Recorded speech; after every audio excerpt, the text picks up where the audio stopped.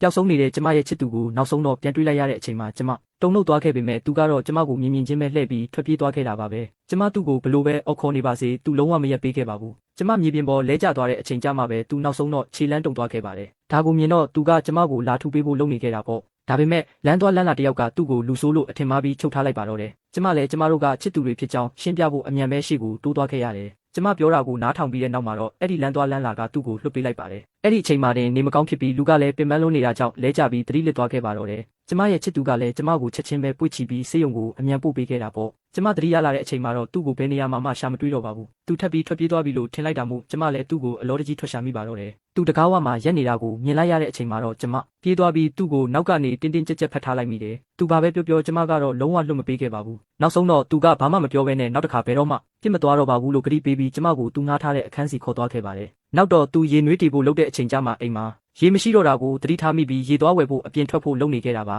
ဒါပေမဲ့သူတကားဖွင့်လိုက်တာကိုမြင်လိုက်ရတဲ့ခဏမှာပဲကျမစိတ်တွေပြန်ပြီးပူပန်လာခဲ့ပြန်တယ်ကျမစိတ်အေးသွားအောင်လို့သူကရေကိုတုတ်ချေတင်ပြေးဝယ်ပေးခဲ့တာပေါ့မှန်ရှိမှရက်ကြည့်လိုက်တဲ့အချိန်မှာတော့ကျမရဲ့ပုံစံကဘလောက်တောင်ဆုပ်ပြတ်တက်နေလဲဆိုတာကိုတွေ့လိုက်ရတယ်သူပြန်ရောက်လာတဲ့အခါမှာတော့ကျမရေချိုးချင်တယ်လို့သူ့ကိုပြောလိုက်ပါတယ်ကျမဆေးတောက်နေတဲ့အချိန်မှာသူကရေချိုးကန်းကိုတိတ်တဆိတ်ဆေးကြောပေးနေခဲ့ပြီးဒါကိုမြင်လိုက်ရတာကကျမကိုရင်နာစေခဲ့ရတာပေါ့ရေချိုးဖို့တကားပိတ်ခါနီးမှတင်သူရုတ်တရက်ထပ်ပြီးထွက်သွားမှာကိုကြောက်နေမိသေးတာမို့တကားအပြင်ဘက်မှာပဲစောင့်နေပေးဖို့သူ့ကိုတောင်းဆိုလိုက်တယ်အဲ့ဒီလိုစောင့်ခိုင်းထားတာတော့မှကျမကသူ့နာမည်ကိုတစ်ချိန်လုံးလှမ်းခေါ်နေမိတာပါသူရှိနေသေးရဲ့လားဆိုတာတေချာအောင်လုပ်ရင်းနဲ့ရေချိုးကန်းထဲမှာပဲကျမနောက်ဆုံးတော့မျက်ရည်တွေကိုမထိန်နိုင်ပဲငိုချပစ်လိုက်မိတော့တယ်ရေချိုးလို့လည်းပြီးရောအရင်ကသူဘာလို့ဒီလောက်ရုတ်တရက်ကြီးပြစ်သွားခဲ့ရတာလဲဆိုပြီးကျမမေးခဲ့ပေမဲ့သူကပြန်မဖြေတဲ့အပြင်ထပ်ပြီးထွက်သွားဖို့ပဲလုပ်နေခဲ့ပြန်တယ်ကျမသူ့ကိုတားလိုက်ပြီးအိယာပေါ်မှာလှဲပြီးအနားယူဖို့ပြောလိုက်ပါတယ်သူခဏလောက်ကြောင်အန်းသွားခဲ့တာပေါ့ကျမတို့နှစ်ယောက်ကြားမှာစောင့်တထဲချပေးလိုက်ပြီးကျမရဲ့သဘောထားကိုမြင်တော့မှပဲသူကအိယာပေါ်ကိုတည်တည်ချာချာလေးလဲချလိုက်ပါတယ်ကျမရဲ့ရင်ဖွင့်ချက်တွေကိုသူ့ကိုပြောပြဖို့ကြိုးစားခဲ့ပေမဲ့သူကတော့ပြန်ဖို့မရဲရှာပဲအခန်းထဲကနေပဲလှည့်ထွက်သွားခဲ့ပါတော့တယ်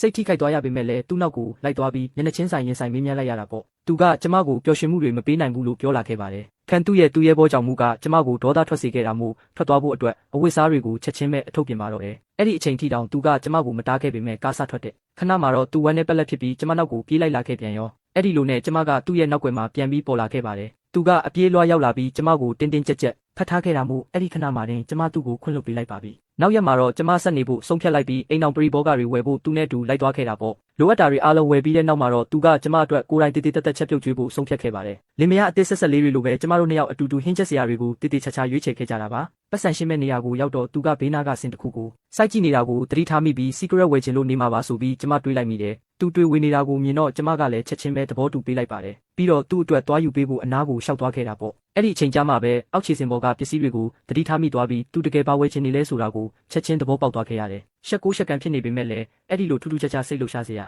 ကောင်းပြီးနှွေးထွေးတဲ့အငွေ့တက်လေးထဲမှာအဲ့ဒီပစ္စည်းတွေကိုဈေးချင်းတောင်းနဲ့ထည့်ပေးလိုက်ပါသေးတယ်အဲ့ဒီနောက်မှာတော့ကျမတို့နှစ်ယောက်အိမ်ကိုအတူတူပြန်လာခဲ့ကြပါ